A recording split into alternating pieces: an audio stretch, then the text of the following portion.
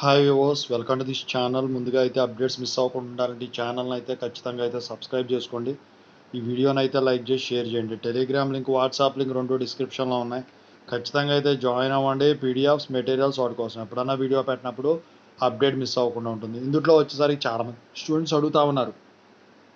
2022 వాళ్ళైనా, 2023 వాళ్ళైనా, 2024 వాళ్ళైనా, రాబోయే 2025 వాళ్ళైనా గ్రేస్ మార్క్స్ ఉన్నప్పుడు సబ్జెక్ట్స్కి ఏ సబ్జెక్ట్స్కి అప్లై చేసి ఎటువంటి సబ్జెక్ట్స్కి మనం గ్రేస్ మార్క్స్ అప్లై చేసుకోవచ్చు. What kind of subjects we can apply grace marks in JNTH.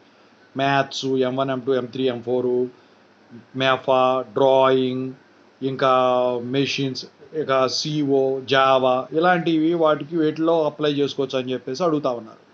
దాని గురించి ఇప్పుడు చెప్పబోతున్నాం. ముందుగా అయితే ఇన్స్టాగ్రామ్ లింక్ కావాలంటే డిస్క్రిప్షన్లో ఉంది. దాంట్లోకి డౌట్స్ పెట్టండి. ప్రతిరోజు తెలుగు ఇంజనీరింగ్ ఎడ్యుకేషన్లో డౌట్స్ వీడియో పెడుతున్నారు. Telugu engineering education channel link, JNTU updates channel link, software courses work support channel links డిస్క్రిప్షన్లో ఉంది. ఖచ్చితంగా సబ్స్క్రైబ్ చేసుకుని వేటికి అయ్యే ఉపయోగం. సో ఇక సబ్జెక్ట్స్ గురించి మాట్లాడుకుంటే మనం ఇందులో వచ్చేసరికి ఏంటంటే మీరు మ్యాథ్స్కి అప్లై చేసుకోవచ్చు.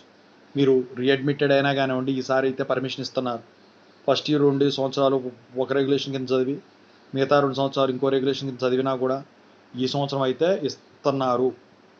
ఓకే, మెఫా గురించి మనం అప్లై చేసుకోవచ్చా అని చెప్పేసి అడిగారు. మెఫా కూడా మనం అప్లై చేసుకోవచ్చు, నో ప్రాబ్లం.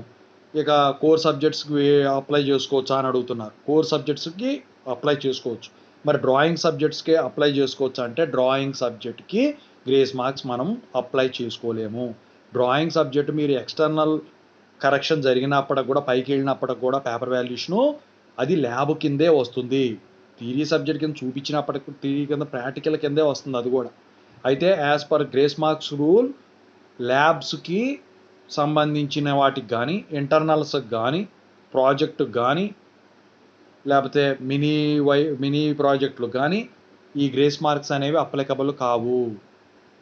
సో అవి తప్ప మిగతా వేటికైనా కూడా మీరు గ్రేస్ మార్క్స్ అప్లై చేసుకోవచ్చు నిరభ్యంతరంగా. ఓకేనా? Thank you so much.